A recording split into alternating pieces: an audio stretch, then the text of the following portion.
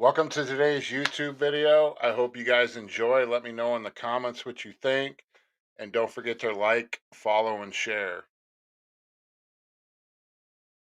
Um, Welcome everybody. We have a treat for you guys tonight. You guys know we try and do these Zooms every Monday night, Aaron and I, on different topics, mindset, um, belief, all the different things that we've done. We've had several guest speakers on. Tonight we're in for a treat. We have Amber Horne from Oregon on. Our topic tonight is going to be how to remain positive when you're faced with negativity. You know, negativity is something that we all deal with in our life every day. You can't avoid it, you can't run from it, but you can definitely learn how to adjust your mindset and handle it with grace. And the more practice, the better. So Amber's going to talk to us tonight. We're going to throw her some questions. She's going to give us her story and let us know how she handles some negative situations that go on in her life. And if you guys have questions or comments, drop them in the chat and we will get to them as we get to them. All right. Amber, my dear, hello, welcome. Hello, thank you for having me. Of course, we are super excited that you're here. As you heard, the topic is going to be how to face, negativity that comes up in life. We all deal with it. If you want to tell us a little bit about yourself and your story and kind of start there, and then we'll just take it from there, my dear. Awesome. Thank you so much, Tabatha and Aaron and Justin. This is really exciting. I am from Oregon, so I think a lot of you kind of live in the Pacific Northwest area. So I am just right down I-5 from y'all that live up in Washington, but I have a feeling we have people from all over on tonight.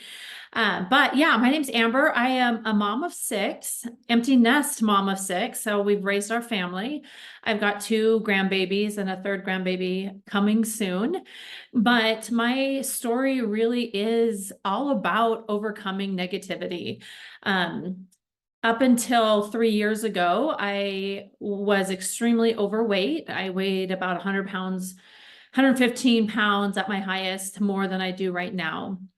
And what my life looked like for a lot of years was laying in bed and really struggled with self-worth and self-esteem. I would let the judgment of other people really get to me, and it impacted everything about me. And I missed out on a lot of years of my life because of that. That negative voice in my head and just feeling like I wasn't worthy and wasn't good enough. And then I started gaining some confidence really through social media.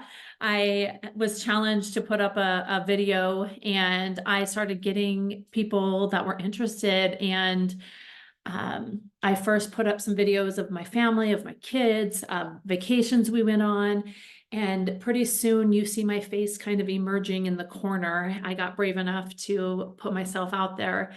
And then I got to the point where I was full on dancing and just without a care in the world within a few months, and have really grown my social media and have really been able to connect with a lot of people who struggle with negative self-talk, because I've been able to talk about something that I struggled with for so many years, and I gained some confidence. I gained just self-respect, and was able to then go on my health journey of losing weight and becoming the person that I was always meant to be. So that's kind of my story in a nutshell.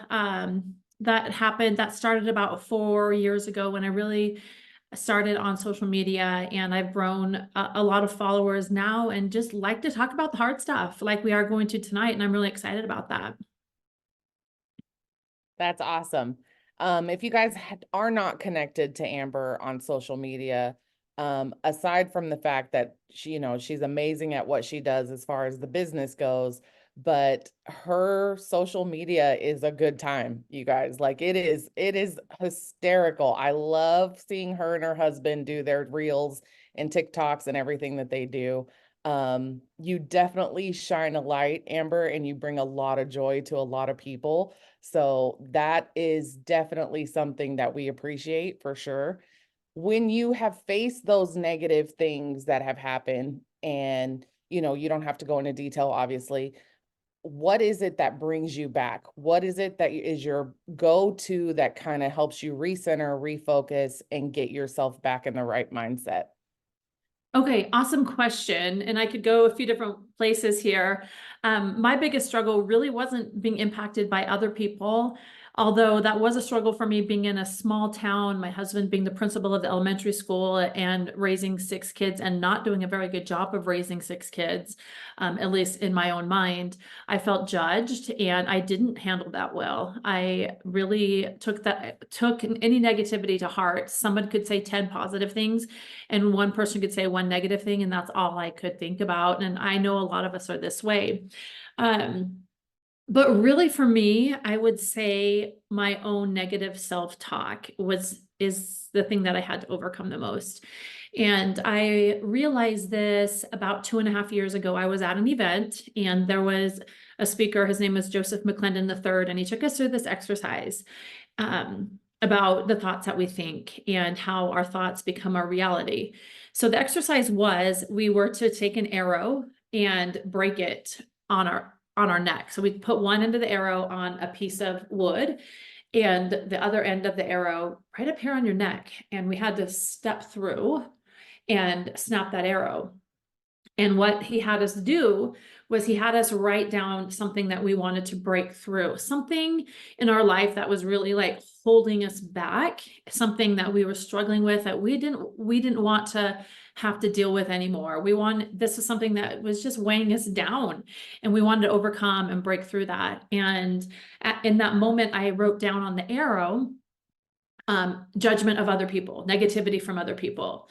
And that was something that had really impacted me. And like I said, from being in a small community, there's a lot of gossip that goes around, and I let that impact me in ways that I don't anymore. And I can talk about that in a little bit, but I couldn't break the arrow. We did this little thing, like, I can't even remember what we said, but something like, I can do this, I can overcome this, I'm going to break through this, or something about I can use my power to overcome. And I kept stepping and pulling back and stepping and pulling back. This seriously went on for 10 or 15 minutes. And I watched everyone around me just stepping through, breaking their arrow, high-fiving, partying, having a good time. And I was like, I can't do this, so hard. And I remember Coach Tony was the guy that was kind of helping me step through it. I didn't know him at the time. I've come to know him a little bit. He's a really cool guy, big guy. And he said to me, he stopped after a while and said, "Are you sure you wrote the right thing on that arrow?" And I knew it in that moment that I didn't. I said, "No, I didn't." So he handed me the Sharpie, I turned it around and I said, "Judgment of myself." Like at that time, I hated myself. I just did. I hated who I was. And I thought it was that I was feeling judged by other people, but it wasn't other people that were judging me. It was myself judging who I was and not liking who I was. So I crossed it out, wrote it on the arrow, and I stepped through in one step. Like, it was done.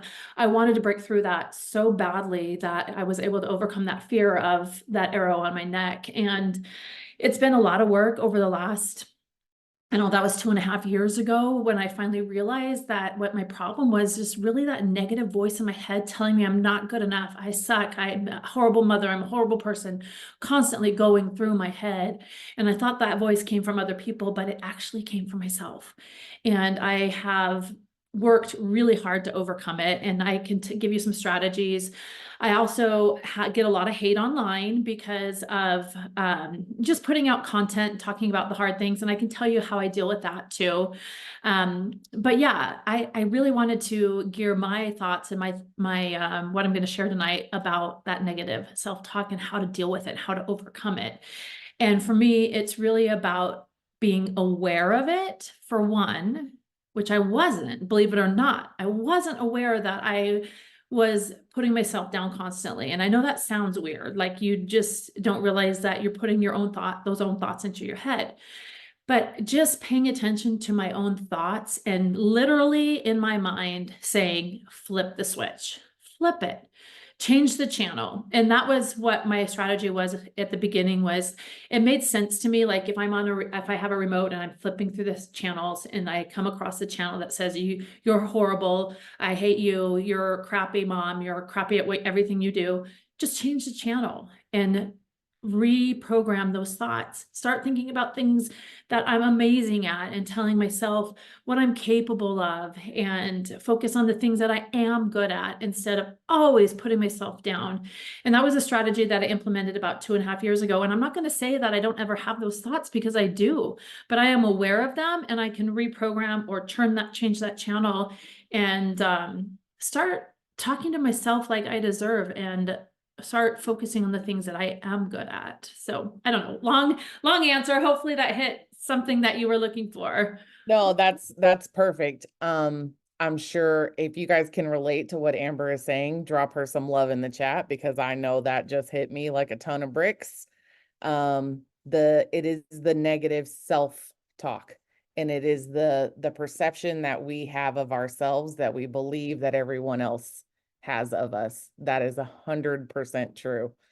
Yeah, that one got me. I can tell you, for me, the first time I ever heard your story, Amber, was you were going through your story, introducing yourself, and there was a point where you said you were going to the Twins' basketball games. It was before they graduated. You were going to the Twins' basketball games, and there was a part of you that would just kind of sneak in the side door and just kind of hide in the background, because you didn't want anybody to, like, I don't know if anybody else can relate, but when you said that, it was literally like I had never felt so called out before. So, and not in a bad way, but just finally somebody understood what I was saying. And so for me, to you, just know that I appreciate you sharing that. And talking about the hard stuff is hard, but this is how we grow. So I definitely appreciate that. If you want to get, Aaron, Justin, I'm at a loss for words, because that hit me so hard. Yeah, I mean, I just love that, and I could totally relate to that. There's been a lot of self-doubt in my life and negative talk, and it's a hard thing to overcome. And like with social media, like you were saying, I didn't want to post or put myself out there. Like, I do not like to be vulnerable, because that's how I protected myself from a young age. And if I put myself out there, then I can be hurt. So, you know, jumping in, doing ketones, starting to do social media, you know, I can even see myself coming out of my shell and being the person that I should be. And, I can totally relate to that. And I commend you, because I think no matter who you are, where you come from, we all face that self-doubt, and we're our own worst critics. And yeah, I love it. Awesome. I'll just jump in here too. Amber, listening to your story, when I first started this, I thought I was like alone, and just listening to your husband's principal, I think you just said, and you feel like maybe you have this place in society and you don't want to get vulnerable. And I was a police officer who had zero social media when this started. And so it's funny when people know my story in recovery or whatever. But the first treatment center I went to, they had this, and it's crazy because it's one of our products, Improve It, NAT. But we had a whole class about NAT, negative automatic thoughts, that first knee-jerk reaction that hits your head when you go to do something, or like what you're talking about. And that is one of my biggest struggles. And it's always been my struggles. I went to rehab a few times, so my journals, it's always NAT. And then it ended up, our main product was Max, and then it turned to NAT. I'm like, man, this has got to be for a reason. So, it's the best part of this whole community is hearing like you're not alone, that we all have these thoughts, and every person, if we're bringing it back to Prove It, nobody really makes it on. Like, you were on stage this year a bunch, and you've had tons of breakthroughs. And a lot of people who are doing what we're doing, they bail when they get that resistance and they don't break through that. So it's amazing to hear your story and to have you take your time, and to just show that we're not alone and that we all have those struggles and that there is a way to get past it. So thank you.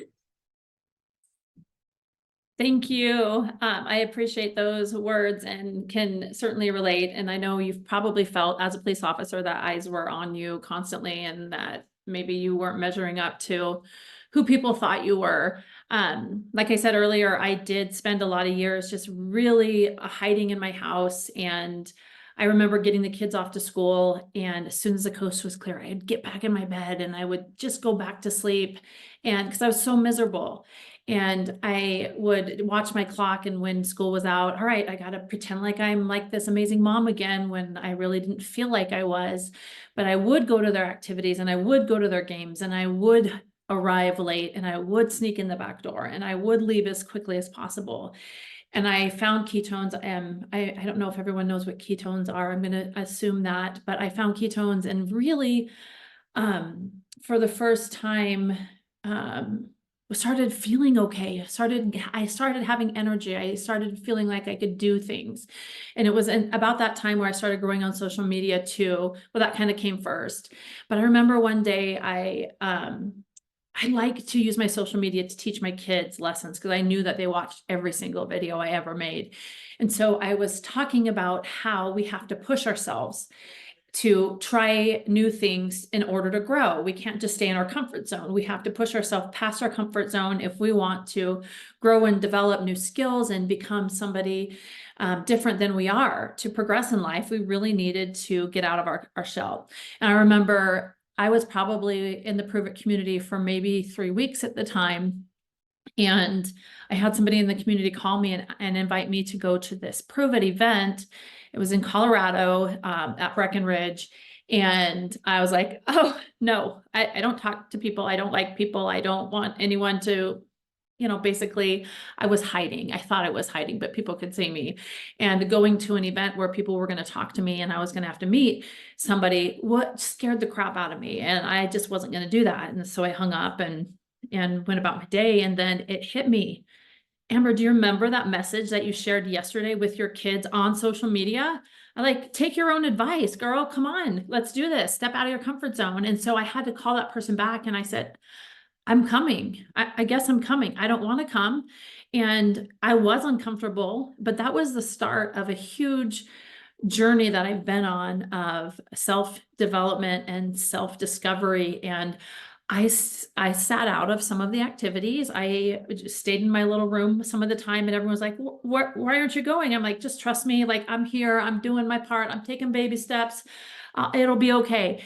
And for the last 3 years, I've taken baby step after baby step after baby step. And pretty soon those baby steps add up. And I'm in a place where I never thought I would be. Like last year, at our big event, like Justin mentioned, I got called up on the stage and somebody was videoing because they knew that I was going to get an award.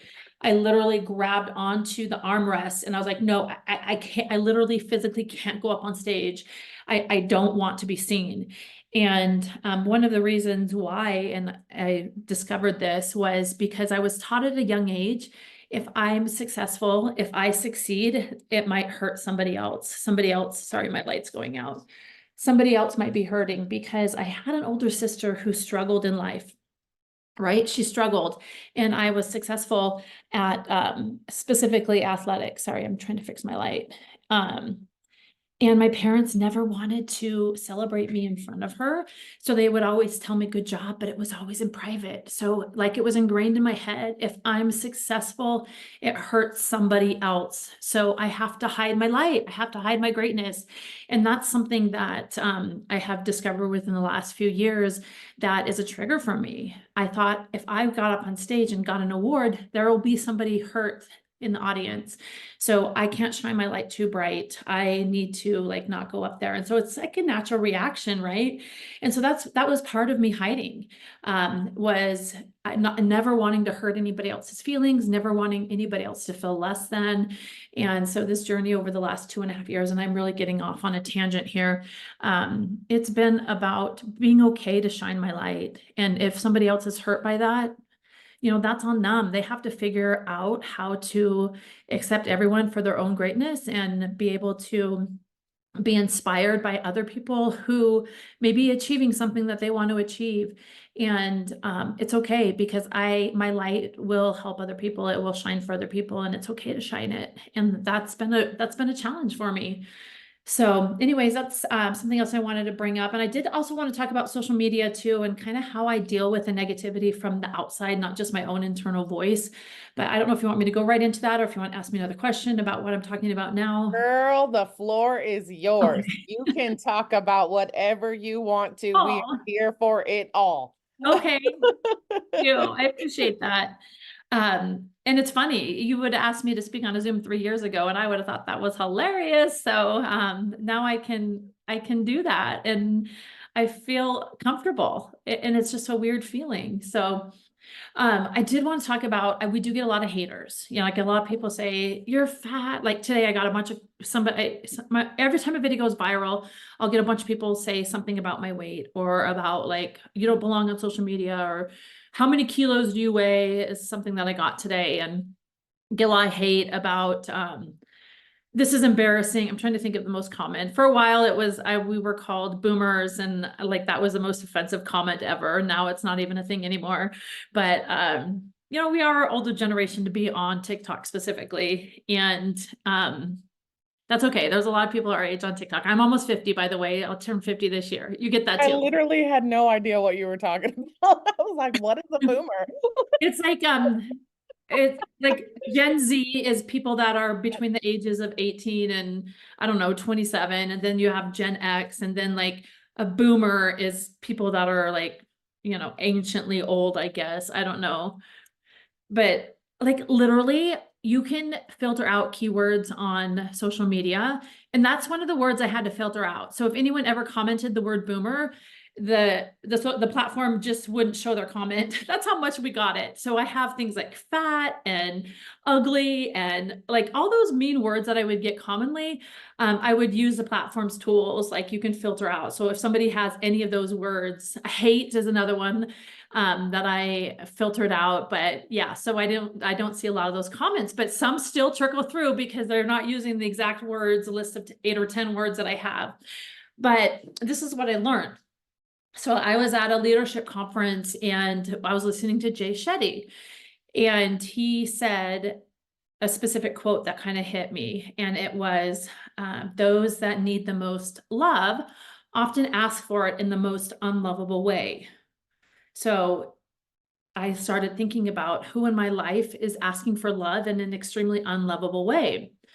And I started doing a little bit of investigating online. When I would get those hate comments, I would go search on these people's profiles. And more often than not, these were coming from young boys that were between the ages of, I don't know, 10 and 14. That was a huge population of our haters. And I thought, what 10 to 14-year-old boy is spending their time watching us that are almost 50 dancing and making fools of ourselves online? And why is that creating so much hatred in their heart? And a lot of our content is about a happy marriage, a happy family. We don't portray ourselves as a perfect family, but I put a lot of content on about, you know, what kids' activities or what we're doing. And I can imagine that a young man that may not have what looks like an ideal family, or even though we're not, but maybe they don't even have a mom. Maybe they are sitting home by themselves most days, and they're who knows what their circumstances are. But it just hit me that that's probably brings up and stirs a lot of anger in their hearts if they're seeing something that they want and that they don't have. And it helps me be able to see when I do get hate and I do come across something that's negative or mean, I try to think, all right, there's a reason that anger and hatred stirred up in their heart, and they're just really asking for love in an extremely unlovable way. They don't know any better. And that just really changed my perspective on, especially with strangers, because there's no reason for them to lash out unless they're hurting inside, something is going on. And a lot of times it's because you are portraying something that they really want. And so when I see the hatred online, it really honestly doesn't bother me. And I think that's odd, but I just feel bad a lot of times, because I think, would I ever personally tell somebody, you're fat, you're ugly, you're stupid, you're blah, blah, blah, blah, blah? What must I be feeling inside to have that much hatred and anger, to be able to type that to a stranger? That just doesn't make sense to me. So these people are coming from a place that I've never been, and I don't understand. And I am certainly lucky that I have never been in a place of that much anger and hatred. So empathy, yes, Noelle, thank you. That's a perfect word for it. Just having empathy for the negativity of others has been helpful for me. And really, it's just like, whatever. Now, if there's somebody that knows me well and gives me some negativity, that's a little bit harder for me to handle, because they personally know me. They personally know my heart and know who I am. And so if they're being negative, then, you know, oftentimes there's truth to that. And so it's a little bit harder to digest. And I always internalize it more than I should, but I try really hard not to dwell on it. Okay, what can I learn from this and move on? And a lot of times that person is struggling with something themselves as well, but sometimes there is truth to it and there's lessons to be learned on my part. But for the most part, I try really hard not to take anything negative from other people. And like I said at the beginning of this, the big piece for me to overcome is my own self-negative talk. It's way worse than anybody else that gives me negativity. That's so, just so much. There's so much that we can take from this call. I think my next question would be, you know, right now we're all growing. We're in a season of growing and blooming, and you know, there's so many new people that are entering our community, whether it's Prove It or whatever, outside of Prove It, whatever. If there's someone here on this call tonight that is just starting their journey in self-development, or you know, their own personal journey with whatever they have going on, what would you give them as, you know, their greatest tool as far as how to fight that, or how to start making changes as far as that goes? Okay, so a few things. One is, if you're just starting your journey in this business, in this industry, there's a huge community here. It's all about networking, right? And something that I try to do is really say yes to every opportunity. If there's an event, yes, I'll be there. I'll figure out how to physically be there. Now, I haven't been to every event. There was a time where my boys were playing in a state championship basketball game, and I chose that over going to an event, which I stand behind 100%. But if I can physically be there, I will be at every event, because I know that there's so much growth and development that I can gain from events. Now, my second event, I told you about my first event. My second event was actually the event where I broke the arrow with my neck. And I spent more time in my room crying at that event than I did in the event, because I was just in a place where I didn't know how to interact with people. And it was too much peopling for me. And I just got nervous. Now I've overcome a lot of that, but it's been baby steps. So say yes to every opportunity, get uncomfortable, and you know where your line is of, all right, I can get uncomfortable, but if I get this much uncomfortable, I might, you know, send myself over the edge. And you know where that line is, but just get yourself a little bit more uncomfortable and say yes. I am 100% believer in servant leadership. The best leaders are those that are serving and helping others. And I know I do get some criticism from people maybe in the industry that I don't really know why they give me criticism, but they often will say, why don't you just worry about your own business instead of always like helping and serving and contributing and being a part of the bigger picture? And for me, it's just, that's who I am. That's where I find joy. And I would say, if you can really focus on how you can help other people, not only people that you are maybe sharing ketones with, or maybe sharing the business opportunity with in a real genuine way, not because you want them to buy something from you, not because you want to earn money from a sale, but because you genuinely want to help them improve their life the way that you have improved your own. If you can really have that mindset, servant leadership mindset, you're going to go a long ways. You're going to learn a lot. And that's really what life is about, in my opinion. And when I'm serving, I'm the happiest. I know that if I'm struggling, I think to myself, all right, have I done anything for anybody lately? Have I been kind? No, I haven't. I've been focused on myself. I've been focused on myself for the last 3 days, and I'm kind of in a hole where my cup is empty because I've been selfish. And if I can, and okay, so there is self-love, and I think that's important too. But I think it's also important. My self-love really comes from serving other people. That's where I fill my cup. And I don't know if everyone's like that. I'm sure they're not, but everyone has a little piece of that in them. So the more you give, the more you get, the more you help other people, the more you'll receive, as long as your mindset isn't, I'm doing this so I can receive more. It's really that you want to help other people and that you have a heart to do that. And I think that is in life, not just in business, but just in life in general.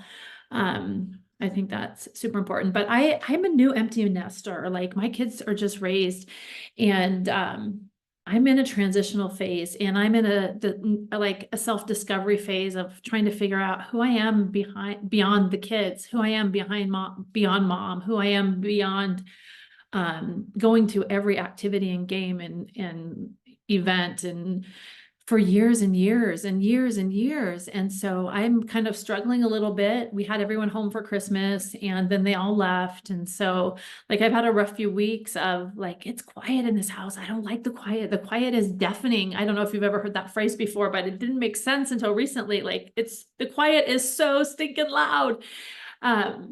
But yeah, I'm in a place right now where I am trying to discover who I am, because the things that I was passionate about before I had kids, like, I'm not interested so much anymore. So I'm really excited about this new phase of life, and looking forward to it. So, and for me, instead of being negative, this ties in with tonight. I find myself getting trapped into, like, I have nothing going on. I don't have, like, my kids aren't here, they're not around. Like, instead of wallowing in that, I'm trying to focus, turn the channel, flip the switch into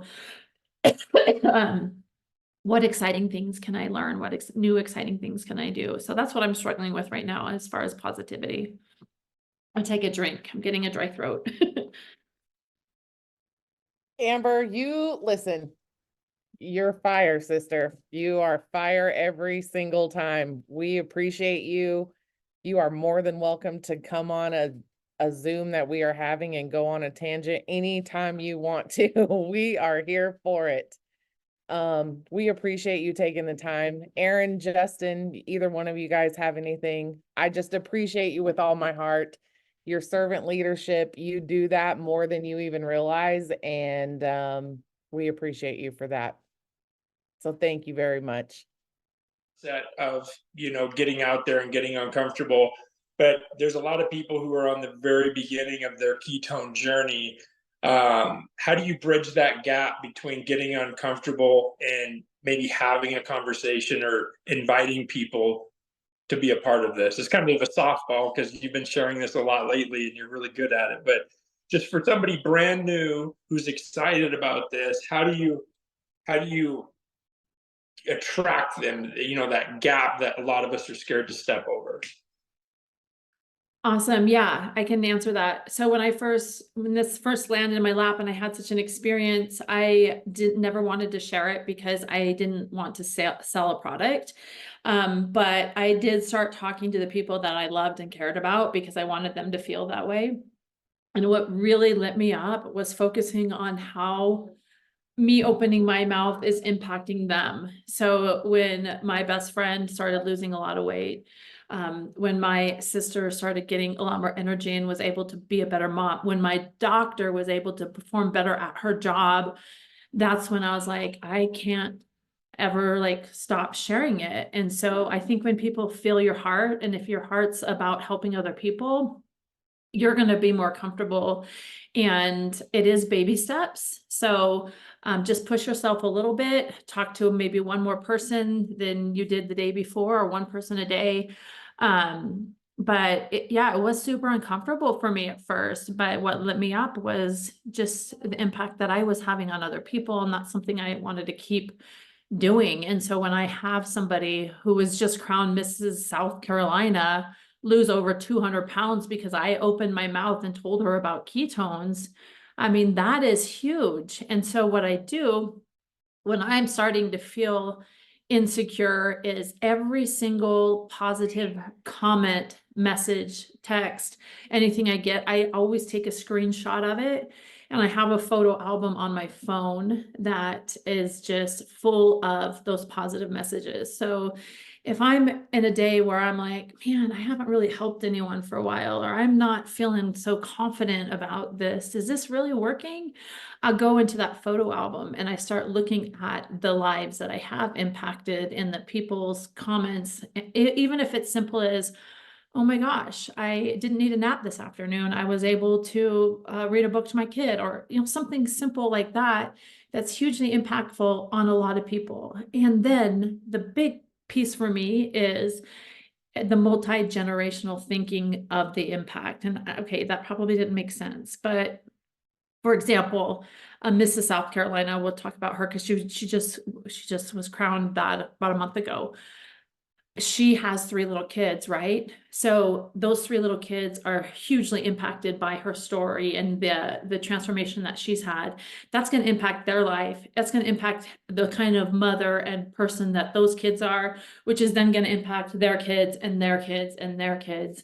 And that is just mind-blowing to me, just telling one person the generational impact that will have on who knows who. It could be their neighbors, it could be their relatives. Just opening your mouth is something so small that we can do, but the impact is huge. So focus on the people and the stories, I guess, is the short answer.